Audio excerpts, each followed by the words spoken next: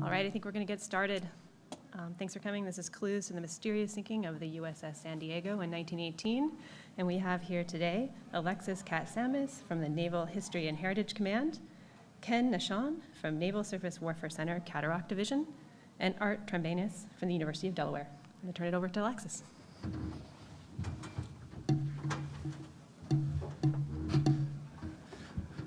Good morning. Thank you very much for joining us today. I'm a maritime archaeologist with the Naval History and Heritage Command. To my right, you'll see Dr. Art Trembanis. He's an associate professor at the University of Delaware. And to his right is Dr. Ken Nahshon. He's a research engineer with Naval Surface Warfare Center, Carderock Division. Our presentation today is divided into 4 sections. I'll provide you some context regarding the San Diego and its sinking. Dr. Trembanis will discuss the recent investigations of the site. And Dr. Nahshon will discuss the impact and flood modeling analyses. And finally, I'll be sharing some concluding thoughts with you. So you might be inclined to view this as a moonscape. But as the caption betrays, this is a bird's eye view of a battlefield in World War I. 100 years ago, the world was emerging from a truly traumatic a series of years. And just a few weeks ago, we commemorated the 100th anniversary of the armistice. For most Americans, World War I was a conflict fought abroad in trench warfare, on land, across the sea. However, the sea itself played a key role, a defining role, in the turn of the war. The Germans have been credited with sinking several hundred merchant ships and laying up to 45,000 mines. They got very close to choking off Great Britain from critical supplies that would have turned the war in their favor. Yet, just 3 months after the United States joined the war effort in April 1917, the first 14,000 troops arrived in France. By the following summer, that number had risen to 10,000 a day. Over the course of a year and a half, the United States Navy and the Royal Navy transported or escorted up to 2 million troops across the seas, with very little damage or loss or casualty, I might add, to German submarines. The convoy system was at the core of this accomplishment, and the influx of troops was what ultimately led the German High Command to sue for armistice. Now, USS San Diego was such an escort duty vessel. It had been launched in 1904 as an armored cruiser. It was cold-fired. It served in the Asiatic Station and the Pacific Fleet before being placed in reserve in advance of World War I. When the United States entered the war, so did San Diego. In July 1918, she had just been resupplied in Portsmouth, New Hampshire, with coal and provisions to make such a transatlantic crossing. Off the coast of Long Island, a single explosion rocked her hull. Within 20 minutes, the ship had flooded, capsized, and sunk. The captain was the last to abandon ship. His executive officer, the second to last. Of the over 1,100 men aboard, only 6 lost their lives that day. The question of what sank San Diego has been one that's been asked for several decades. Our project set out to comprehensively address it, and in doing so, honor the lives of the 6 men that were lost in the service of the crew and officers of San Diego, and learn more about the site in order to better manage it in the future. Some of the plausible theories proposed have been an accident, an act of sabotage, a torpedo from a German submarine, or a mine. The captain had done everything right at that point. He had zigzagged his course. He had checked before departing New Hampshire to see whether submarine activity had been reported. He had placed 17 men on lookouts in case a German submarine was spotted, or a periscope, or a torpedo. He also had ordered the watertight doors to be sealed. They were prepared. A tragedy struck. The response to that tragedy was admirable, in that only 6 men were lost. So our project partners are a vast array, actually, of public, nonprofit, academic, and private institutions. We're particularly proud of the comprehensive nature of and the multiple disciplines involved in our research. Over the last 2 years, we visited the site of San Diego on 4 occasions, 3 of those in the form of dive training qualification missions for the U.S. Navy divers. So these are combat exercises, dive qualification training exercises that would have occurred anyway. We were just able to redirect them to a subject of importance. The last one, in July 2018, also served as a commemoration mission. We were able to place a wreath on the site of San Diego 100 years to the day from its loss. Now, Dr. Trambanis will be discussing the September 2017 mission, which was our main data gathering mission, here shortly. Concurrently, while conducting field operations, we were engaged in our analysis and outreach efforts. These involved all sorts of modeling and assessments, but also the care and treatment of artifacts recovered from the site, and now in Navy stewardship, placed on exhibits, including one that was most recently launched at the National Museum of the U.S. Navy, as well as the various modeling that will be discussed today. So what sank San Diego? Well, right after the war, the U.S. Navy Hydrographic Office was able to obtain documents that led them to develop the chart that you see. In it, it shows German submarine activities during the war. And one of those submarines, U-156, happened to be off the coast of Long Island in July 1918. Now, U-156 did not make it home. It was actually sunk by a mine in North Atlantic, and so its logs did not survive. However, it is credited with the only attack on the U.S. mainland on July 22nd, 1918, when it fired at the coast of Orleans, Massachusetts. We believe U-156 sunk San Diego, and we believe it used a mine to do so. What you see here is another chart developed by the U.S. Navy Hydrographic Office after the war. And what's populating is a series of mines that were laid and located, up to 50 different mines that sank or damaged 7 different vessels. We believe San Diego is one of those. And I'll now turn it over to Dr. Trambanis, who will discuss the data that we collected, and subsequently Dr. Nahshon will discuss the impact modeling that led us to our findings. Thank you.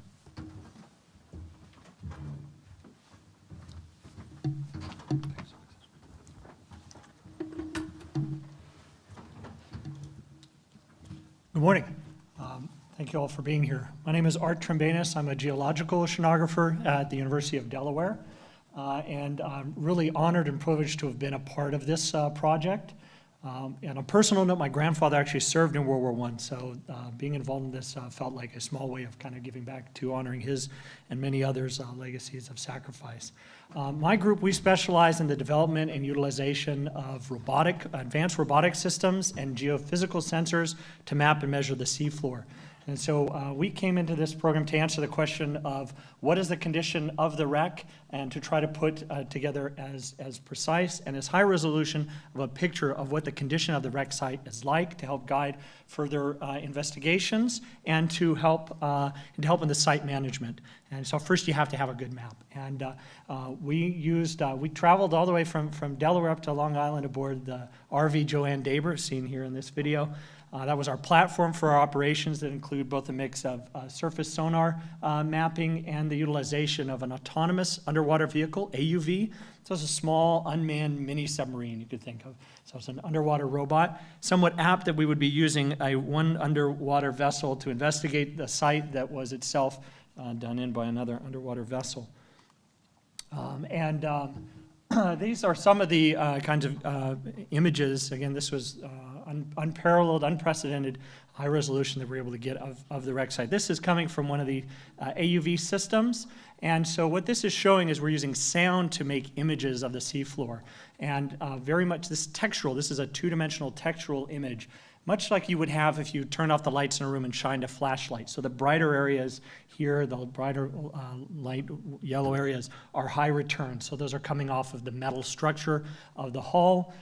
Shadow areas are almost as informative or more so than the light areas, because they point to areas where the sound is either obscured, it doesn't penetrate around the other side, or pointing to areas where there's holes in the hull and structure.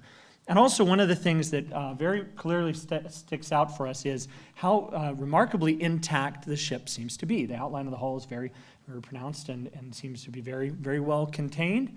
We also see that it's teeming with fish, schools of fish around it. It's also affectionately known in some circles as the Lobster Hotel, a well-known site, a lot teeming with lobsters and encrusting organisms, including bryozoans, anemones, and mussels. So it has become a 100-year-old artificial reef, probably one of our oldest reefs off the eastern seaboard. But it was unintentional, unlike those many other ones.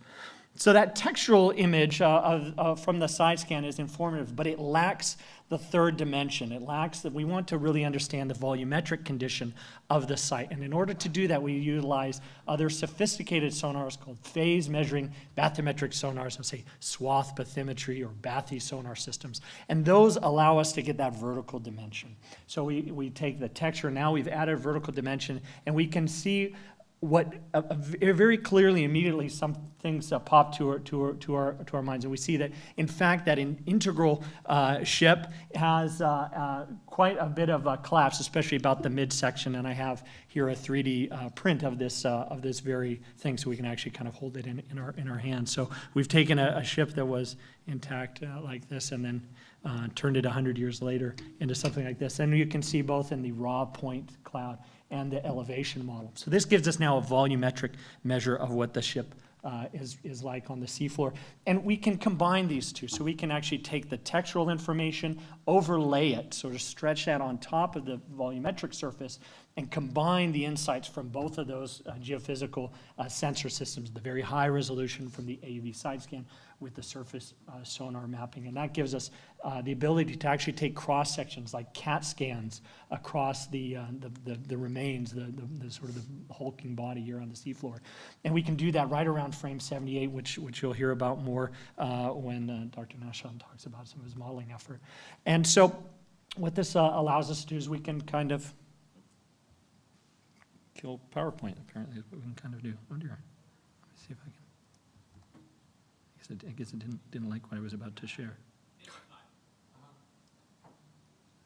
Do I need to do anything? Oh, okay. Thank you. I heard a voice telling me to do something, so I listened. It was okay, let me see if I can just skip ahead through here. Sorry, I wanted to show you just animation that shows the pristine ship. Okay, one more. Let's see if it'll go there. The pristine hull here, and then the 3D model of the ship underneath. And we can actually now quantitatively, because we have volumetric measurements, we can quantitatively compare the intact hull as to what the condition is right now. And that allows us to estimate that the volumetric loss on the wreck is on the order of 30%. And that compared to some other reconnaissance in the mid-90s, at that time, divers, both Navy divers and other private sector divers, we're still reporting that the hull was generally intact. So it's since then that we've seen this major collapse about the midsection. So things have been changing of late. And that change about the wreck, one of the major forces that contributes to that is in these depths, 30 meters, about 100 feet of water depth, storms are very capable of major storms, hurricanes, nor'easters, of punishing and shaping and molding the seafloor. And we see evidence of that in the scour around the wreck site. And one of our interns who was involved in the project with us, a midshipman from the Naval Academy, which was fitting because there were some midshipmen aboard the San Diego at the time, did some historical research looking back at the storm record, and we find that on average about 3 impactful storms, meaning storms that are capable of disturbing the seafloor, scouring and mobilizing the seafloor sediment and pounding onto the hull, about 3 of those impactful storms happen every year. So So taken together, our geophysical and our oceanographic investigations point to several impactful conclusions or findings, and that is that we have seen, while the hull itself seems to be miraculously well outlined intact because owing to the strength of the armor belt, there's been major collapse about the midsection, quite a bit of volumetric loss. But it's being held together by this armor belt like a girdle. We see clear evidence of hydrodynamic and sediment dynamic impacts from storms, and that's going to continue. We see about 3 of those events per year. And that we see that the site has become this teeming, very vibrant artificial reef to fish and encrusting organisms. I'll turn it over now to Dr. Nahshon.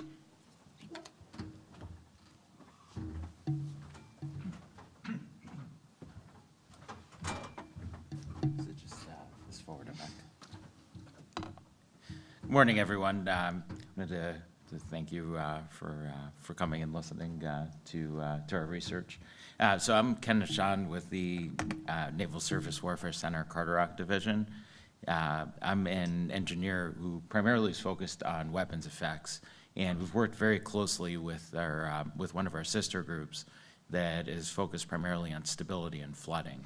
And really they go hand in hand because we have the impact event and the explosion that happens, and then the subsequent rush of water and if there's a hole, and the sequence of events, if you will, that happens afterwards. And so we've really applied to historical event and methodology that we applied to current and future vessels, and really use that to refine what we do going forward as well. So this is very exciting for us to do.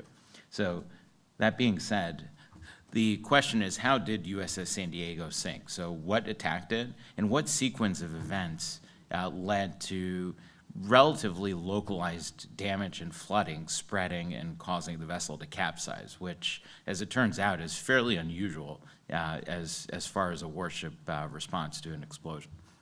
So we had several different sources, of course. We have historical research, so we have the crew's testimony, archival research, but also advanced modeling and simulation that allows us to put this information together and see, does this make sense in the physical realm, not just the informational realm. And fortunately, we were able to do this. So really, the historical descriptions, what the crew said happened, and the simulations that we've conducted, which are based on the physics of the problem and our engineering analysis methods, really all correspond. And that's to me an incredible thing when really a full story is painted by all the different pieces of information, which in and of themselves, each one does not inspire a lot of confidence, but when you put it all together, it does. The simulations, furthermore, were really able to explain how relatively compartmentalized local flooding and a relatively small area of damage to the hull was able to sink this vessel. On the right, what you can see is damage to a typical vessel of this time. In this case, this is actually a German cruiser attacked by a torpedo. But it's highly instructive in showing the characteristic response of a ship at that time. The first thing to notice is that although there's a very large hole blown in the side of the hull, it's completely cut off by the armor belt. So all of these ships, and the term armored cruiser means exactly that, had very, very thick armor belts that surround the hull. So here I've got a 3D print of the hull itself, and there was an armor belt basically right about at the waterline, roughly the size of my finger, going almost all the way around the vessel. That's what kept the wreck intact as well. So we're very fortunate in many respects to have that be the case. So in the point where the damage occurred, we have to ask, okay, what did the ship look like? And fortunately, we have drawings that were located in the National Archive of the ship itself. I don't know if I can do a pointer on here. Here. Does that show up? Nope. All right. The top one. Does that show up? Okay, perfect. So what we're looking at here is a cross-section of the vessel just aft of where the impact occurred.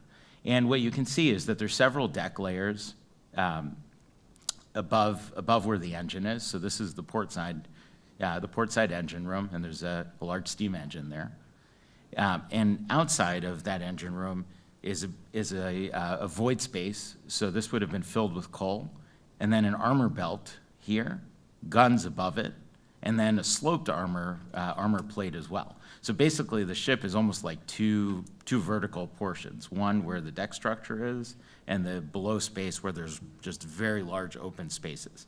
Another thing that's very important to the ship, which we do not have in a modern warship, is that there's a centerline bulkhead that goes the entire, so this is a bulkhead in ship terminology is a wall.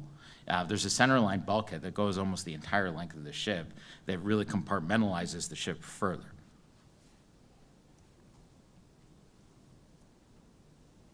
See if that works. Oh, perfect. So we're very fortunate to have one other piece of information, which is the USS Olympia, which you can go to Philadelphia and visit, and in fact, we did. The USS Olympia was built at only a few years earlier by the same shipbuilder, and really has, although it's quite a bit smaller, really has the same layout. And so we're fortunate in that and being able to show what it looks like. So this is actually a laser scan, so it's a 3D point cloud that we can do fly-throughs of, showing the portside engine room, and this is what's referred to as the torpedo bulkhead, or holding bulkhead, which is this bulkhead over here inboard of the coal. And then this image here shows what the coal space looked like. This would have been entirely filled with coal. The explosion would have occurred here, and the plating would have ruptured. Mines and torpedoes at the time were contact fused. That means that the explosion happened basically in almost direct contact, and water would have rushed in along with the coal and flooded the space. And sure enough, that's exactly what the crew says happened. They say a tremendous inrush of water saturated with coal occurred. So that's what we have described. Before we jump to saying what the specific event was, we wanted to still give some credence to other alternative theories. So we did look at an internal explosion that would be in the form of either sabotage, so a crew member carrying a small explosive threat into the coal space or the engine space, or a coal bunker explosion, so a coal dust explosion occurring inside the coal bunker. We were able to really rule both of those out. None of the descriptions or facts really match that at all. And then the next question, which is a harder one to address, is was it a mine or a torpedo? So from a phenomenology point of view on the ship, in terms of the flooding, the explosion, everything that happens, there's not really a way to directly determine it. So in other words, a mine and a torpedo explosion of the same size at the same location are indecipherable. However, we do have additional information in the sense that torpedoes at the time would have left a bubble trail. There is no bubble trail reported by any of the lookouts. Furthermore, the torpedoes that would have been carried by the submarine featured quite a bit higher amounts of explosive than the mines that would have been carried, and really don't match the level of damage. So we really were able to narrow it down based on all the evidence to a mine, in this case, based on the historical records from U-156. We're even more fortunate, really, with a lot of digging to be able to identify the specific mine types that would have been carried. And there's really two categories of mine that we can narrow it down to with a good degree of certainty. One are the torpedo tube launch mines you can see on the top right. They're referred to as TECA, or torpedo caliber mines. And then we also had mines that could have been laid from the deck. So having identified what the weapon was and also what the size of the hole would have been based on these weapons, we have a engineering method for capturing that. We ran flooding calculations that basically, stability and flooding calculations that look at the rush in of water and how the water redistributes in the ship accordingly. And so this model basically consists of a numerical representation of all of the spaces in the ship and all of the openings that connect them, so we can track water going from one place to another. The tool is called Flamasa. It's a Navy-developed, Navy-owned software package, and hopefully, oh, perfect, the movie's playing. This is a rendering of the results. So despite this looking cartoonish, there's a tremendous amount of physics going on inside the vessel, showing what happens. And you see the vessel, sure enough, capsizes and eventually sinks. Provide more detail on this on the next slide. Let's see if that works, perfect. So this is looking at 4 different views at 4 different times. What the crew reports happening is the explosion and everything characteristic of an underwater explosion that we know. And one interesting historical fact is that at this time, underwater explosion attacks on ships were actually a relatively new technology and really hadn't come into the forefront until the late 1800s. And so the experience level of the crew of dealing with such an explosion would have been very, very limited. Really, all the cutting edge research into underwater explosions that was done began around 1900 and really, really started to peak between the 2 world wars. So this is a very early case of these kind of phenomena, as opposed to World War II, where they were well understood. So 2 minutes after the explosion, and the blue inside, this view below and the blue compartments inside show where flooding is occurring. 2 minutes in, you have flooding where you'd expect around the region of the impact. Once you go 10 minutes in, what you start to see is that the heel angle, the listing angle, so the angle at which the hull is basically rotating relative to the water plane, starts to increase. And what happens is water starts flowing into the gun deck and then flowing down. So what we found in the different calculations that we ran was that if we did not account for water coming from above, it's basically impossible to sink the vessel.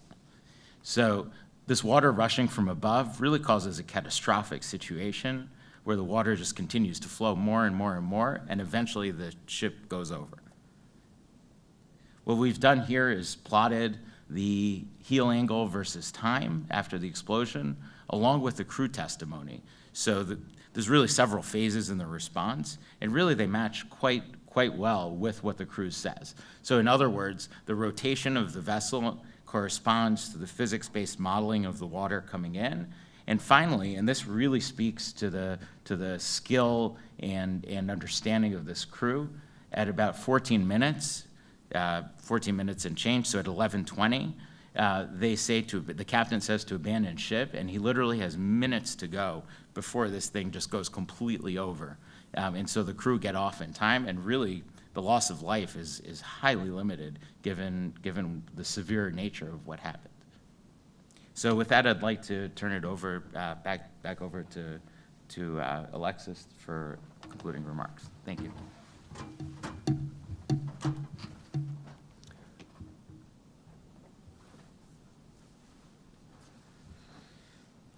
So, as Dr. Nahshon's research shows, we now know more than ever before about what happened in the final moments of San Diego. And although the actual explosion was small, comparably, it led to the catastrophic sinking of the vessel. What also contributed was the top-heavy nature of the ship. It was laden with coal because it was prepared to cross the Atlantic, and so the stability in and of itself was compromised to some degree. So how does this all come together? Well, at least speaking personally, the interdisciplinary nature of this research has really been eye-opening. But there are some common themes, one of which is that we have all learned from the past in preparation for the future. In some ways where this is manifested is from the fact that we have for the first time a comprehensive baseline data set for the site of USS San Diego. We can now look to the future management of the site and compare how it changes over time. A term called site formation processes in archaeology tries to encapsulate all the impacts that occur on the site from the moment of sinking to the moment you investigate it. We now have a model that can be used to help predict potentially how other U.S. Navy sunken military craft are going to fare in the next 20 years. And if you think of World War II sites, which are only about 20 years apart from World War I sites, understanding how the environment will impact them will have a huge role in mitigating any potential environmental consequences. Beyond that, this project has served as a true training ground for a variety of naval specialists. Their new skills or improved skill set is now being placed into their regular work, which is in defense of our nation. And a concrete example of this is how that impact and flood modeling application that you just saw was advanced through the course of this project. And it is the very same methodology used in the design and assessment of current and future naval vessels. Most importantly, perhaps this project aimed at honoring the sacrifice of the 6 men that were lost on San Diego and the service of the crew and the officers aboard. Telling an accurate history of what happened, in our view, honors their memory, and that is the mission of the Naval History and Heritage Command, to preserve and present an accurate story, an accurate history of the U.S. Navy. And we have been able to validate the fact that these men did everything right in preventing and in responding to a catastrophe off the shores of Long Island 100 years ago. This project was in large part due to all the different people that contributed their time and expertise, and we'd like to acknowledge them, and particularly our colleague Dave Wilson, who passed during the course of this research. And we'd also like to thank you for taking your time this morning to come join us and learn about what we've done. We have a website for the project if you want to get some background information, and we'd be happy to take any questions you may have. Thank you. We'd like to open the floor to questions from reporters. Hi, Eric Nealer with Wired and the History Channel. For either Ken or Art, or actually Alexis, either one, what's the most surprising finding? It sounds like people had assumed it was either torpedo or mine, and you just figured out it was a mine. But there must have been some other things that really were kind of eye-opening after this research was concluded. I can take it from this is the mic on? Yeah. I can take it from an archaeological standpoint and from a site management standpoint. The environmental impact to the site really caught us off guard. We had a U.S. Navy-led operation, another Navy diver training operation in the mid-90s that had mapped the site using observations from divers. And that was our last reference point. And when we came out to the site and observed that the central portion of the hull has collapsed in on of itself, and then understood, or at least have assessed that environmental impacts are, such as storm damage, are the cause of it. To see that, I think, has been eye-opening in a broader context. And again, in its application to sites that are in similar depths elsewhere around the world. Yeah, I would say from the geophysical and oceanographic standpoint, what was kind of most surprising, I've mapped a lot of other wrecks or artificial reef sites up and down the coast that are much younger than this, and that aren't in nearly as good condition. We've seen storms that have torn reef and ships apart. So, I guess they say they don't make them like they used to. That armor belt really has sort of, held it together. But we do see this sort of, profound, vertical collapse to it. And unlike so many of the other planned artificial reefs, this was a armored cruiser in the midst of wartime operations. And so it's a pinata with some fairly nasty things inside. There's unexploded ordnance. There's implications for long-term management and exposure to folks at that, because it is a very diveable, very achievable site. And so many fish, it tends to draw people out for a lot of activities. I think from our perspective, from a technical perspective of vessel construction, there's a bit of, is that not working? There's a bit of an anachronistic approach in that we use some very modern methods to assess something that happened where they didn't really have the methodology to assess it at the time. And so we really learned a tremendous amount about both the common sense understanding that the captain had in providing the abandoned ship order, but also the real limitations, for me at least was eye-opening, the real limitations of a coal-fired vessel in terms of the sheer number of openings and flooding paths, and how unsurvivable relatively to an oil-fired vessel, which at that point was very, very close to the future in a more modern vessel at that time, and how quickly the designs evolved. The Navy designs evolved, where a ship that was built in the early 1900s by 1920 was dated, highly dated, in fact. Harvey Lyford, freelance. I'm not clear on whether this dive, your exploration, was due to the availability of new technology that didn't exist a few years ago, or simply that no one had ever done it before, but they could have if they had wished to?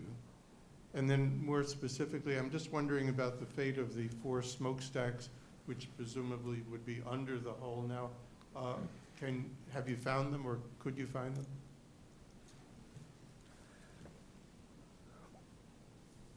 So why this vessel? The U.S. Navy, particularly the Naval History and Heritage Command, is responsible for nearly 3,000 shipwrecks and over 14,000 aircraft wrecks around the world, from the American Revolution through to the nuclear age. As we were facing the commemoration of the 100th anniversary from World War I, we wanted to select a project that would illustrate the Navy's role in the Great War. And so San Diego, being the only major warship of the U.S. Navy lost in World War I, was a natural choice. As far as the 4 stacks, you may have noticed in the illustration that Dr. Trembenis showed, the vessel in and of itself was probably taller than the depth of water it sank in. And as it capsized, those stacks very quickly hit the seafloor prior to the main hull.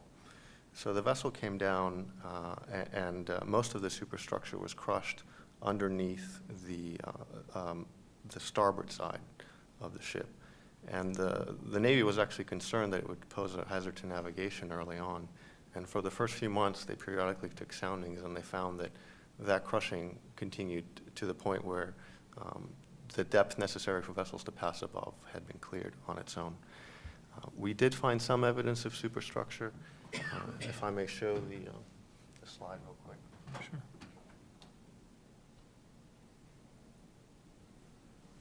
Just while Alexis is pulling that up, I would say, from our capability in the research community to execute something like this, to have the robotic technologies and the sonar technologies, I think that's been developing over the last several decades. But could this have been done maybe 10 years ago?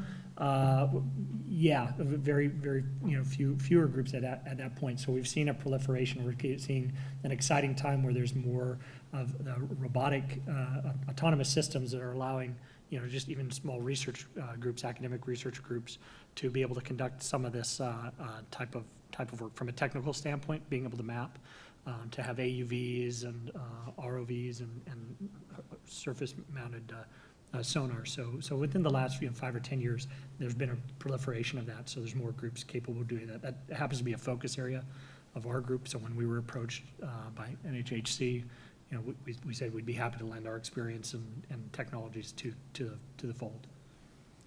And I would add, just briefly, for us, this was new, working with these types of data, and it really, speaking to Art's point, the quality and 3D nature of this kind of data, I think is relatively new, and certainly for us entirely new, and it opens up a whole field of possibilities for dealing with evaluations such as this. So very briefly, I was describing the superstructure that's been crushed on this side. The ship is roughly facing north, and so this side is highly elevated. This one is lower in elevation, and that's largely due to the superstructure that was pushing that side up. You can see what we believe to be a lifeboat crane that still survives, evidence of potentially 1 or 2 guns. But we haven't actually seen the masts themselves, the stacks, at this point in time. Christoph Seidler, Spiegel Online from Germany. So, sorry, first of all. Concerning U-156, a question to Alexis. Did the people at that time know that this particular submarine was in the area? I understood from your plots that this was from later on, but did the captain know that there was this particular ship in the area? That's question 1. And the other thing is a remark. What I find interesting, I just try to read about U-156 quickly, and although there is a wreck for the U.S. San Diego, there is no wreck for the submarine that most probably sank it, which is interesting in itself. It is indeed. In fact, it was probably an American-laid minefield that sunk it, so there is definitely irony there. Sorry. So the captain and the Navy was generally aware of submarine activities in the region, but they didn't have any specifics. And in fact, when the captain checked on the night before departing for New York, there were no particular alerts. He nevertheless took all the precautions that I outlined earlier. But U-156 was not known to be operating specifically in that area. Interestingly enough, 2 days later, it was spotted, obviously, in Orleans, Massachusetts, where it fired at some tugboats and barges, and then proceeded up to Canadian waters.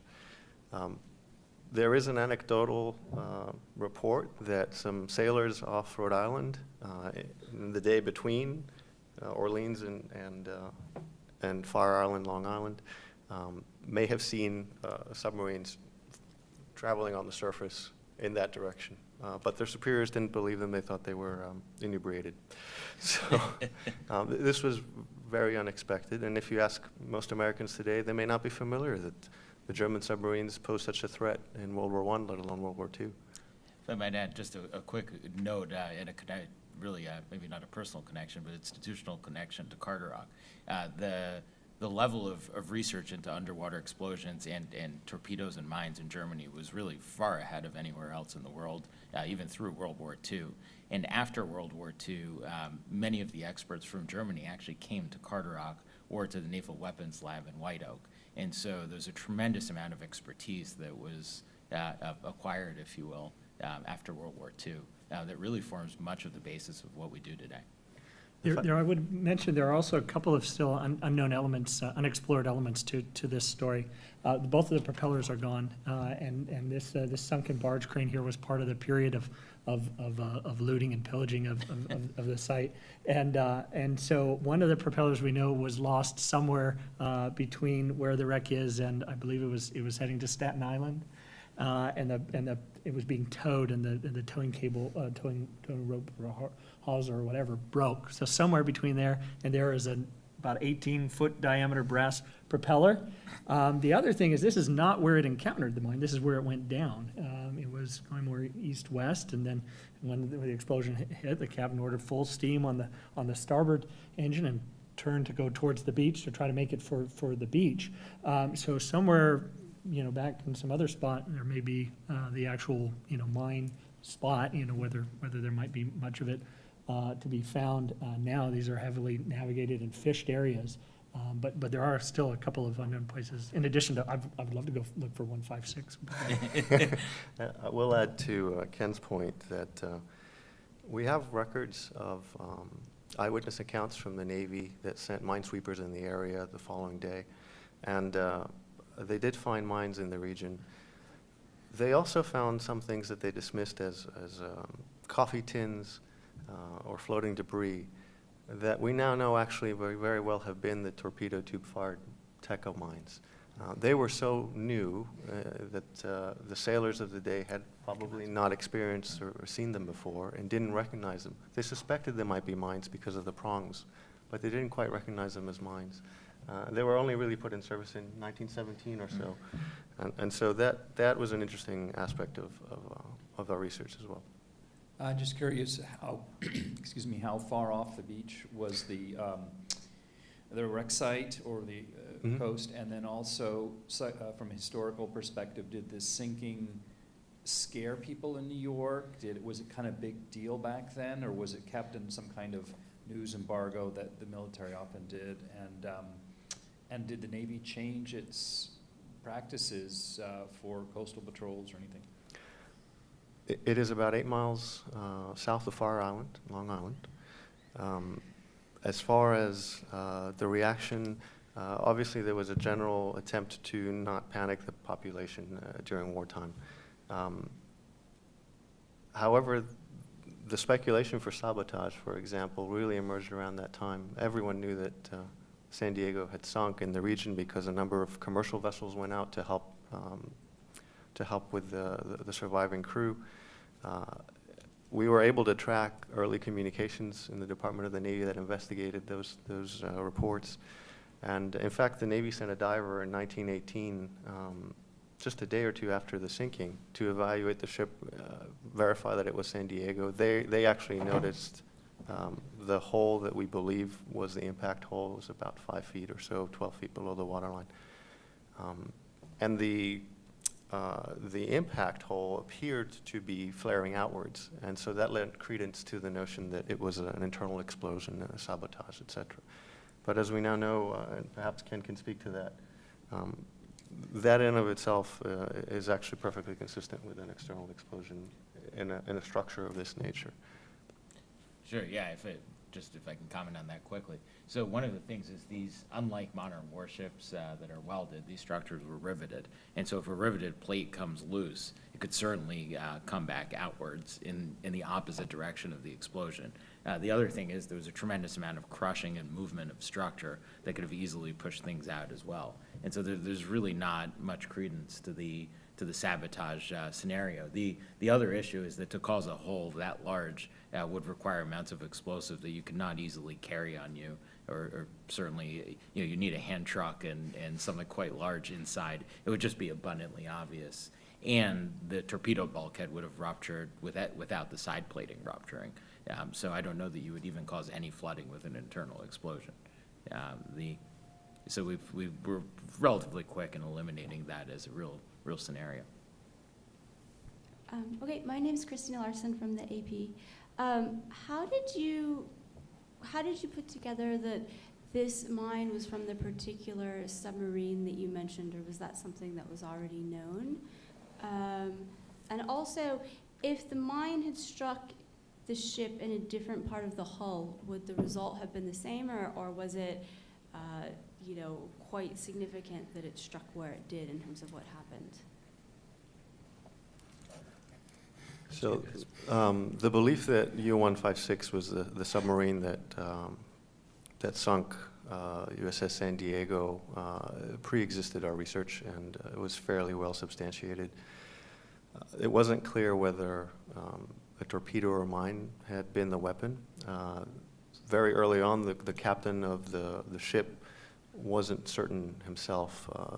The location of the hit puzzled him because it occurred beyond the widest part of the hull, and so he believed that it could have been a torpedo, and yet 17 lookouts didn't observe a bubble trail. And Ken's research has shown that they would have had about 15 seconds to see something. So, and it was a clear day, and it was everything was in their favor, and they didn't see it. As far as your second question, if you could remind me briefly. Yeah, was The location of the mine, certainly. Do you want me to address them? Certainly. So there's two aspects to the location. There's how vertical or how deep the impact site is, and then where along the length of the hull. So certainly the less deep the attack, the less severe the consequences would have been because of the armor belt. So in other words, if the torpedo or mine or any other explosion struck the armor belt, it would have had really mitigated consequences. But the U-boat would have known that the vessels that were attacking had an armor belt. That was well-known information at the time. And so if we assume the same depth but different locations, then certainly the fact that it was near a compartment that was very large had an effect, because that obviously allowed a lot of water to fill up.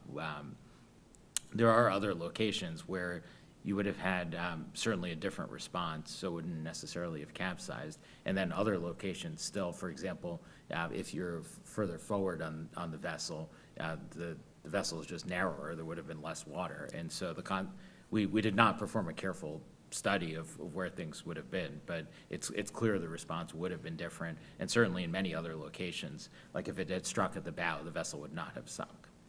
And I will add, there was a court of inquiry that followed the sinking, the days immediately following. And based on the fact that at least 6 mines were observed in the region by the minesweepers and the Navy response vessels, the court of inquiry did conclude that a mine was the likely weapon. So I do want to be clear on that point. We have validated their assessment. I thank you. We are out of time, but Art and Ken and Alexis will be available for questions, or if you want to check out their 3D models. Thanks. Thank you very much.